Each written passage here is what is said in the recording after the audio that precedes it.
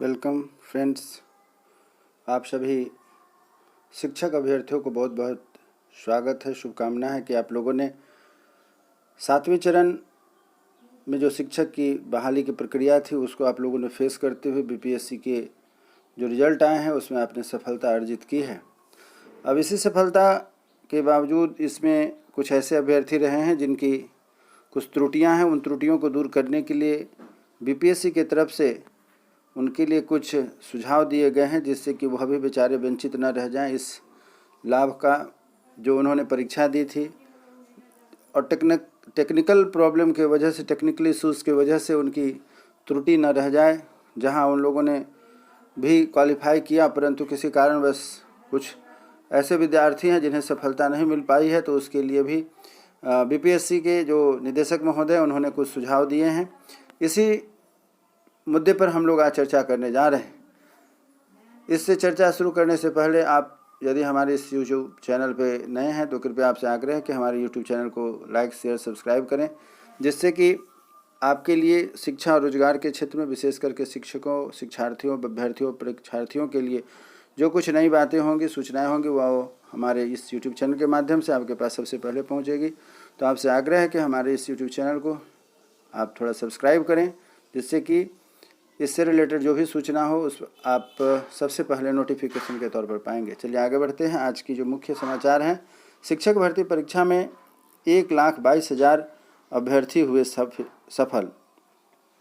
1,70,000 के आसपास सीट आई थी, जिसमें 1,22,000 अभ्यर्थी सफल हो चुके हैं और लगभग उनकी रिजल्ट भी आ चुकी हुई है। इसी में कुछ सुधार करने की आवश्यकता है, जिसको लेकर बीपीएससी के निदेशक महोदय तथा बीपीएससी के माध्यम से जो सूचना निकल कर आई है उसको हम आपके साथ शेयर कर रहे हैं, जिससे कि जिनकी त्रुटि हो वे त्रुटि से बाहर निकलने का मार्ग मिले, रास्ता मिले और वह अपने रिजल्ट को सफल होकर के अपनी खुशी को इजहार कर सके, अपने जीवन को बेहतर बना सके। पुनः एक बार आग्रह करता हूं कि आप यदि हमारे इस यूट्यूब चैनल पर नए हैं तो कृपया लाइक, शेयर, सब्सक्राइब करें। चलिए आगे बढ़ते हैं। आज जो यह सूचना निकल करके आई है दैनिक जागरण के माध्यम से, वह आपके सामने शेयर कर रहा हूँ, आपके साथ शेयर कर रहा हूँ। वह यह है कि बिहार लोक सेवा आयोग बीपीएससी ने प्राथमिक, माध्यमिक और उच्च माध्यमिक विद्यालयों में 1,70,431 पद के विरुद्ध 1,22,324 अभ्यर्थियों को सफल घोषित कर दिया। इनमें उच्च माध्यमिक अर्थात 11 और 12वीं के 57,602 पदों के विरुद्ध में 23,701 पास किए हैं। माध्यमिक अर्थात 9वीं और 10वीं के 32,916 पदों के विरुद्ध में 26,204 तथा प्राथमिक कक्षा 1 से लेकर के 5 तक के लिए 79,943 पदों के विरुद्ध में 72,419 अभ्यर्थियों को सफल घोषित कर दिया गया है। आयोग के अध्यक्ष अतुल प्रसाद ने बुधवार को उक्त जानकारी प्रेस वार्ता में दी। उन्होंने बताया कि कई पदों के लिए अभ्यर्थियों ने आवेदन ही नहीं किए थे। लगभग 1,32,000 सीटों के लिए आवेदन प्राप्त हुए थे, जिनके आधार पर 93% अभ्यर्थी सफल घोषित किए गए हैं। यही कुल सीटों के विरुद्ध सफल अभ्यर्थियों का प्रतिशत 71.77% रहा है। उच्च माध्यमिक की 57,602 सीटों पर नियुक्ति के लिए सिर्फ 37,000 आवेदन प्राप्त हुए हैं। परिणाम अपलोड होते ही क्रैश हो गया वेबसाइट।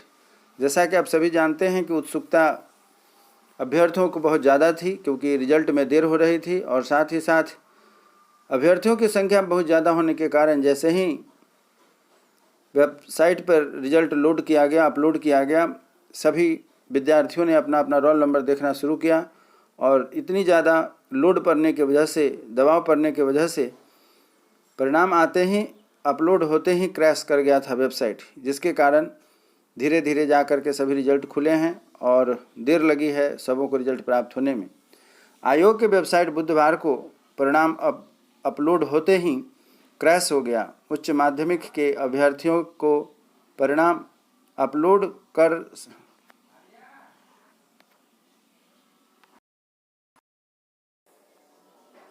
तो जैसा कि आप देख रहे हैं यहाँ पर जो रिजल्ट निकल करके सामने आई है उसमें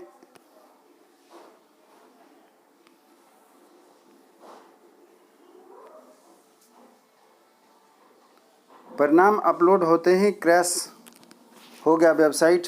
आयोग की वेबसाइट बुधवार को भी परिणाम अपलोड होते ही क्रैश हो गया। उच्च माध्यमिक के अभ्यर्थियों को परिणाम अपलोड करने में परेशानी का सामना करना पड़ा। देर शाम तक मगही वनस्पति विज्ञान, गृह विज्ञान, संगीत, राजनीतिक विज्ञान, एंथ्रोपोरेशिप और भोजपुरी का परिणाम अपलोड हो सका। संयुक्त सचिव सह परीक्षा नियंत्रक सत्यप्रकाश शर्मा ने बताया कि उच्च माध्यमिक के बाद रात तक माध्यमिक व प्राथमिक के परिणाम अपलोड कर दिए गए। मगही के 27 सीटों के विरुद्ध में 2 अभ्यर्थी सफल घोषित किए गए।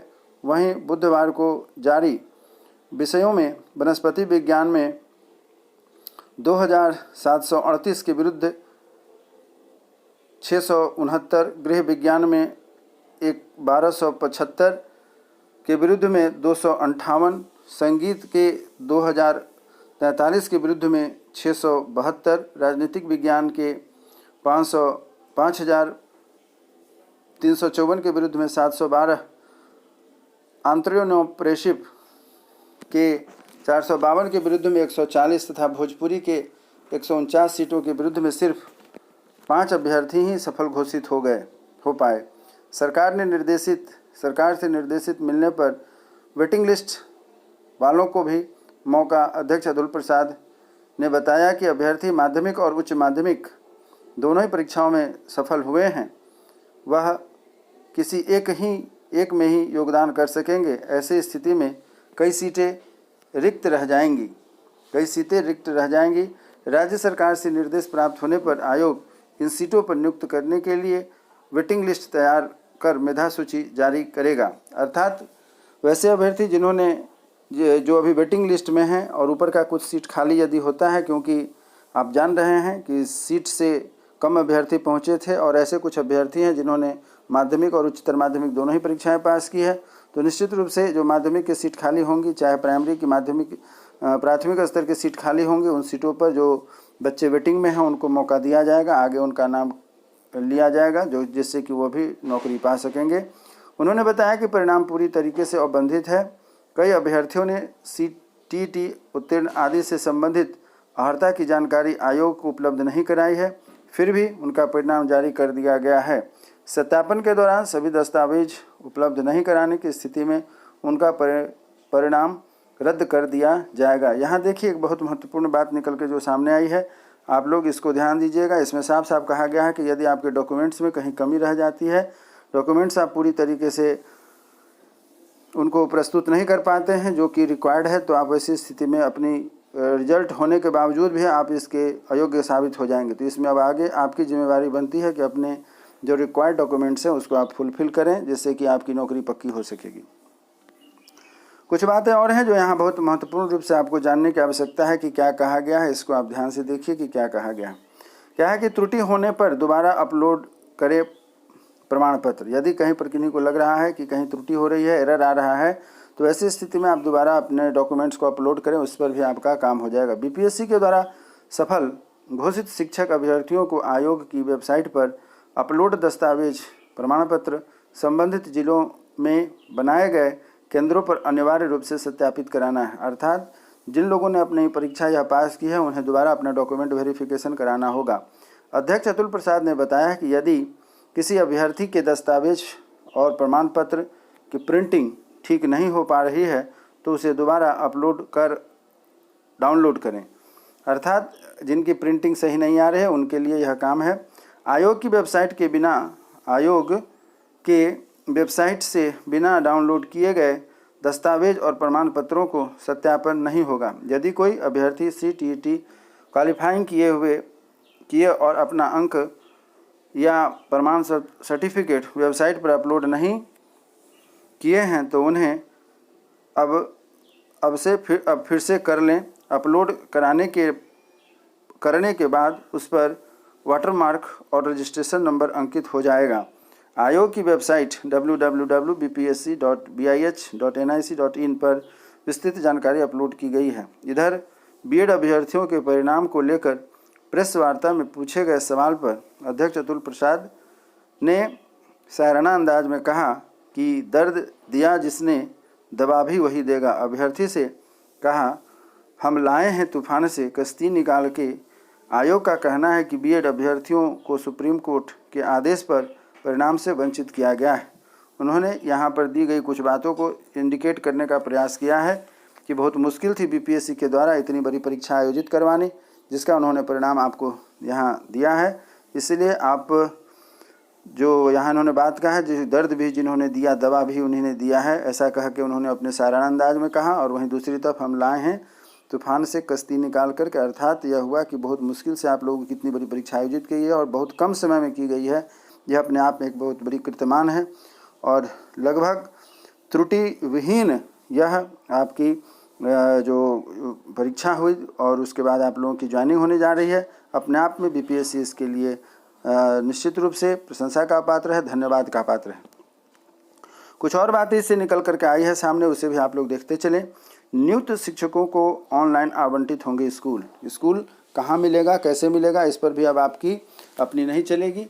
कैसे चलेगी और किनकी चलेगी, तो इस पर भी आपकी अपनी नहीं चलेगी। बीपीएससी के माध्यम से जो आपको सूचना दी जा रही है सब कुछ ऑनलाइन ही प्राप्त होगा, अर्थात स्कूल भी आपको वहीं से नियोजित किए जाएंगे। बीपीएससी के द्वारा पटना में नियुक्त घोषित हुए 49 शिक्षकों की बुधवार को काउंसलिंग की गई। उनमें अंग्रेजी के 35, हिंदी में 5, संस्कृत में 8, उर्दू में 1 अभ्यर्थी शामिल हुए। जिला कार्यक्रम पदाधिकारी राजकमल ने बताया कि इन सभी अभ्यर्थियों के कागजात के सत्यापन के बाद प्रशिक्षित केंद्र आवंटित कर दिए गए हैं। ये शिक्षक 1 नवंबर तक आवंटित प्रशिक्षण केंद्र में आवासीय प्रशिक्षण प्राप्त कर सकेंगे। 2 नवंबर को मुख्यमंत्री नियुक्ति पर वितरण करेंगे। इसके बाद उन्हें ऑनलाइन स्कूल आवंटित कर दिया जाएगा। तो इस प्रकार आपने देखा कि बीपीएससी ने अपनी पूरी तैयारी कितने सिस्टमेटिक ढंग से किया, कितने अच्छे ढंग से किया, जिससे कि किसी को किसी प्रकार की शिकायत करने का मौका न मिले। आयोग के लिए यह एक बहुत बड़ी उपलब्धि है, जिसके लिए हम सबों को धन्यवाद करना चाहिए। हमें उन्हें प्रोत्साहित करना चाहिए। लास्ट में चलते चलते एक और शॉर्ट नोटिस आप यहाँ देख सकते हैं, जो कि पूरा डिटेल्स आपको दिया गया है कि कैसे इसकी जानकारी होगी। आयोग ने किया स्पष्ट और बंधित परिणाम किया गया है जारी, सत्यापन के बाद ही कन्फर्म हो सकेगा। यहाँ आप देख रहे हैं उच्च माध्यमिक के लिए 57,602 पद थे, जिसमें सफल विद्यार्थी रहे 23,701, प्रतिशत रहा 44.14। माध्यमिक में थे 32,916 अभ्यर्थी और ये पास जिन्होंने सफल हुआ है वह 26,204, प्रतिशत रहा 79.60। 60 प्राथमिक रहे 79,934, 943 पद। क्वालिफाई किए हैं, पास किए हैं 72,419 और प्रतिशत रहा 90.58। कुल मिलाकर के 1,70,000 जो 70,441 पद में 1,22,324 सफल हुए हैं, प्रतिशत रहा 71.76। तो उम्मीद करता हूं कि आज की जानकारी आपके लिए बहुत ही उपयोगी साबित होगी और आप निश्चित रूप से ये अपनी जो शिक्षक नियोजन संबंधी अब आपकी जो स्कूल वगैरह नियुक्त होनी है वो सभी आपको ऑनलाइन सूचना मिलेगी। आप हमारे साथ बने रहें, जिससे कि और भी विस्तृत कोई जानकारी हो तो आपको मिलती रहेगी। हमारे चैनल को लाइक शेयर सब्सक्राइब करें, इसके लिए मैं आपका सदा आभारी रहूँगा। तब तक चलते धन्यवाद। जय हिंद, जय भारत।